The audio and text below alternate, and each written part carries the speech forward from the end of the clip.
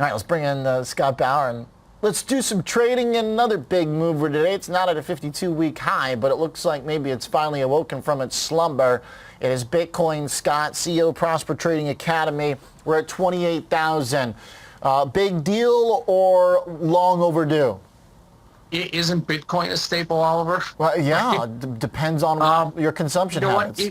To me, it's long overdue. You and I had this discussion about a week and a half ago when Bitcoin was sitting right in that 26.5 to 27 area, no volatility. We talked about how when we see this, when volatility just contracts and, it just coils, that it's setting up for a big move one way or the other. And I had said that given the fact that all of the regulatory strife that crypto has taken on over the last several months and everything with the Fed, that I thought we were going to get a big move higher. We did see Bitcoin, test the lower edge. It just tested that lower edge and it held support. So now we see Bitcoin, the RSI was down to a very, very oversold level. It was like at 30, very, very oversold. Volatility starting to pick up.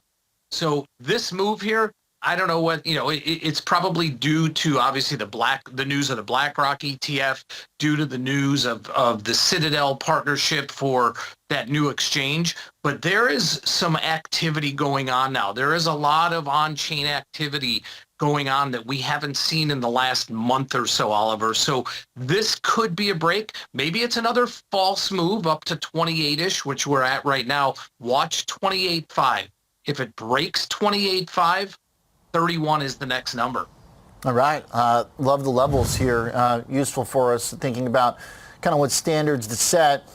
And given that we tried many times to meaningfully get through that 30 and couldn't do it, seems like if we get back to a new year-to-date high, that would kind of be the equivalent of maybe what the S&P 500 has been doing the last couple of weeks. No doubt about it. And what's so interesting, right, for the longest time in the down market, we saw Bitcoin and crypto overall so directly correlated to the NASDAQ. And that obviously split off quite a bit about 3 months ago or so. So there could be some room to catch up here, that as well. So hopefully this is, for the Bitcoin bulls out there, this is not just overhype due to BlackRock, due to Citadel. There still is absolutely this ongoing, number of headwinds coming from the SEC, from Gary Gensler. That's not going away anytime too soon. But, the overall market cap now, which had dipped under $1 trillion just a couple weeks ago, is back over $1 trillion now. That's a significant number that the buy side likes to look at. This is real interesting here, and it's on decent volume. This isn't a move that is on just very, very muted volume now. This has picked up a little bit. So this rally could really have some legs to it. All right. Yeah, I mean, last week I was looking.